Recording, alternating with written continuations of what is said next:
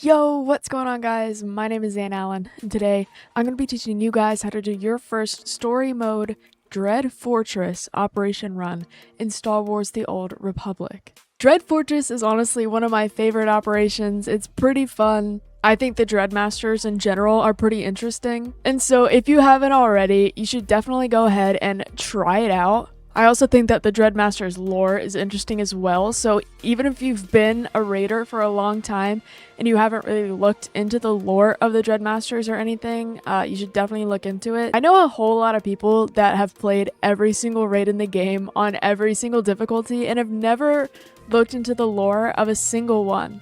But we're not here to talk about the lore. We're here to talk about the bosses, the mechanics that you need to know, and all those tips and tricks that I can give you to help you do your first story mode run of Dread Fortress. This is another one of those operations that's typically done to get tech fragments really quickly, and what I've referred to in my previous videos as a tech frag run. So you can end up doing this operation pretty fast in like 30 minutes, if that. So without further ado, let's get into the operation.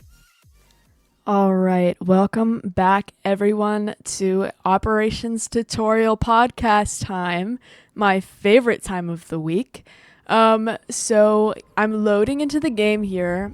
I'm going to show you this first little group of trash, only because I feel like some people kind of just don't know what's going on. With this group of trash, you can't get knocked off of this bridge actually, so typically the tank kind of pulls them into a corner so that nobody gets thrown off of the edge and die. Intruders have reached the gatekeeper. Do go all the way around this corner. It's just a trick to try and avoid some of those ads that are kind of walking around. It's not a huge deal if you do end up pulling something like we literally did in this run. We still finished it in like 30 minutes. No biggie. We just kill it and then we do the first boss, which is Nefra. Now, Nefra is widely known as one of the easiest boss fights in the game. He's pretty fun. So there's really only two main mechanics in story mode that you need to know about. There needs to be two people standing by the stairs. Usually a tank in story mode and some other DPS. Usually one that has some defensive cooldowns to use. So they will stack on each other to kind of share the damage with Nefra's double strike ability. Also, there will be an ad that spawns every so often. You can see him there, and he'll drop a red circle, and everyone inside that red circle is going to explode. I don't think it's necessarily fatal in story mode, but always a good idea to avoid getting blown up. And that's literally it for Nefra in story mode. And even in hard mode and nightmare mode, they are not, or hard mode and master mode, or veteran and master mode, whatever you want to call them. Not that difficult of a fight. We've got a little straggler going on there. Just wanted to mention I showed this hallway because you will be in combat. That's because there's people hiding in the walls. It's a hard mode and up mechanic. There's a puzzle, but you don't have to worry about that in story mode. I also do want to mention that I was teaching my friend Collins how to do this raid, but I was doing a poor job of explaining it because I was running my mouth the whole time. So sorry about that, Collins. Also the same Collins that I'm currently in the 1 billion credit race with, if you guys have been following that on Twitch. So just being nice, showing him how to farm some tech fragments. So this next boss is Gate Commander Draxus. Honestly, what I like to refer to this fight as is ad simulator. Because in story mode, that's really all it is. In higher difficulties, it's really important for you to know the priority of who you're going to attack, and in what order. But I'm going to be honest with you guys, I'm going to save that for the hard mode guide because that is going to take me forever and a day to explain, and if you're just going to do story mode, there's no reason for you to have to know Draxus is going to disappear every now and then. He's going to spawn wave after wave of ads. And so it's really not vitally important that you know who to take out first. The strategy for story mode kind of tends to just be going either splitting up by frame or kind of going in a direction like clockwise or counterclockwise and just taking out the ads systematically. Story mode, especially in this operation, is pretty easy compared to hard mode. But just take out the ads. One thing I will note about fights like this is that you do have to be careful that you're not going out of line of sight of your healer. That is one thing that I find a lot of people tend to do. You know, there are ads everywhere. You're never going to be able to be in your healer sight 100% of the time, just due to the nature of the fight, but do kind of be aware where your healer is, just to make sure that you're able to get healing if you need it. Again, this is story mode, so you probably won't really need to worry about it, but it is a good practice to keep in mind. If you build these good habits while you're doing story mode, you are way more likely to follow them while you're doing hard mode, where it definitely will matter. Now, it always cracks me up as I'm getting achievements for doing these operations that I've done tons of times. That's because I started, I've made some characters on Starforge to play with some streamer friends of mine.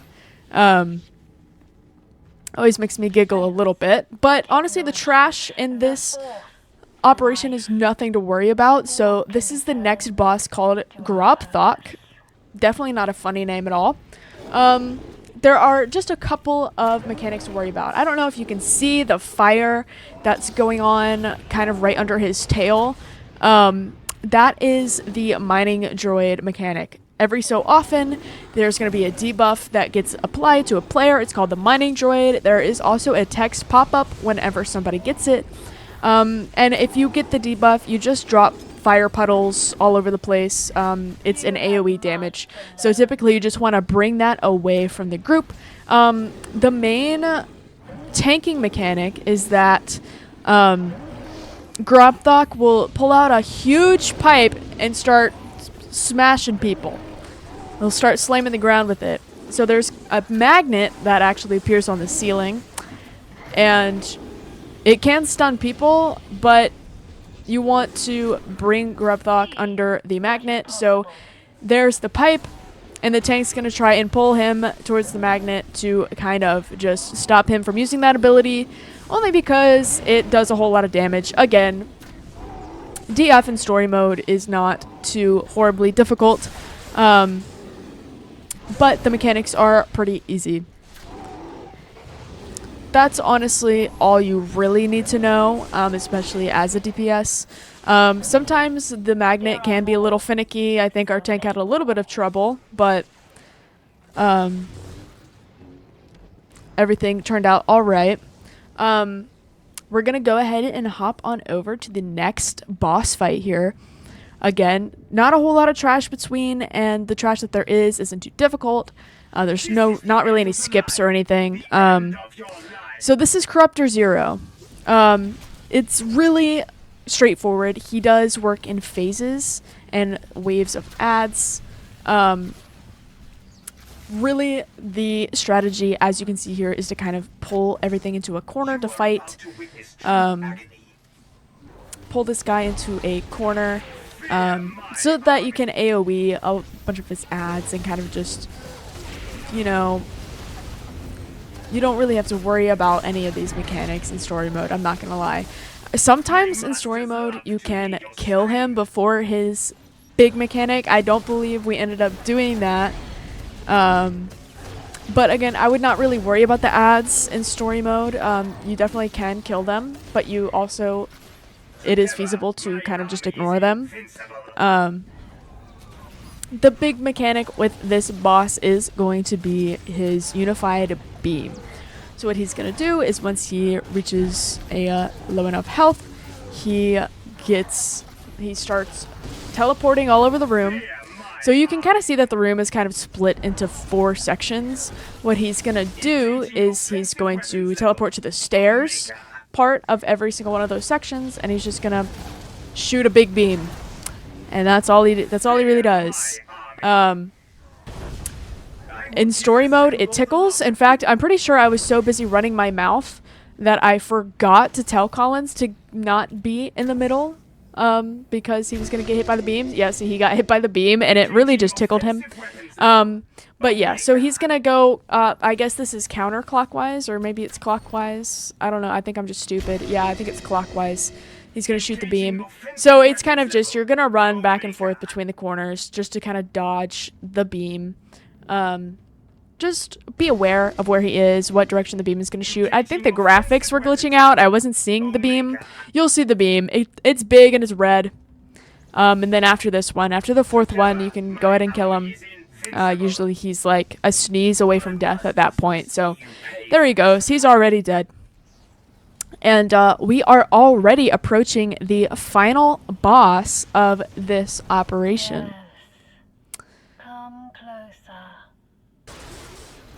So I will say that there is a whole lot going on in this fight. If it is your first time doing it, I would definitely recommend kind of following people around, because your positioning in this is going to be important. But there are some phases that we're going to talk about. So the first phase is, you see these hands, these tendril looking things. You're going to split by frame to attack these hands. There's a left and a right. You want to, pick which one to attack and keep attacking that one. You also want to kill the fingers. Take top priority to burn those down. They're just tiny little versions of the hands. They are literally named fingers. And then the hands are going to go away after hitting 40%. And so then you're going to go into a transition phase where some of these lightning things are going to pop up. This lightning will kill you insanely fast. So the main strategy is to kind of just get into the outskirts and kind of run around to avoid the damage from those. And then after that lightning finger phase is over, we get into phase 2, which is Master Brontes. Brontes? I don't even know how to pronounce it. I've always said Brontes, but I think that's wrong. I don't know. Leave a comment. Let me know. Really, you're just gonna stand behind her, burn her, and you're gonna kill the ads every so often in story mode. That's all you really need to know. And then there's gonna be another transition phase. This one, it's kind of similar. There's lightning. The lightning will kill you extremely fast, but you do have to kill the ads before the lightning reaches it. So it's kind of just like a clock ticking down.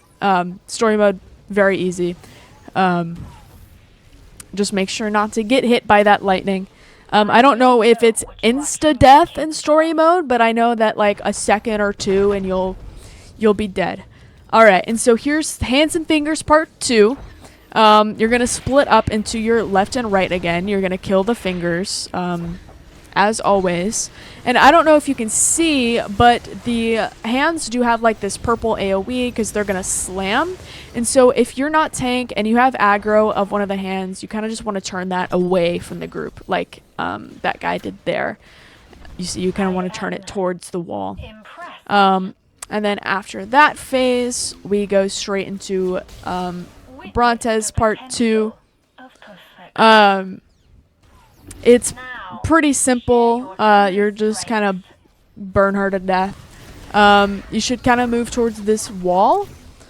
The only thing that I will say is try not to stand in the purple. So you see that purple AoE that guy was just in. You want to run out of that. It's just common practice to get out of AoE anyway, and there you go. That is the entirety of Dread Fortress. I will say one of the easier operations in the game, but very fun.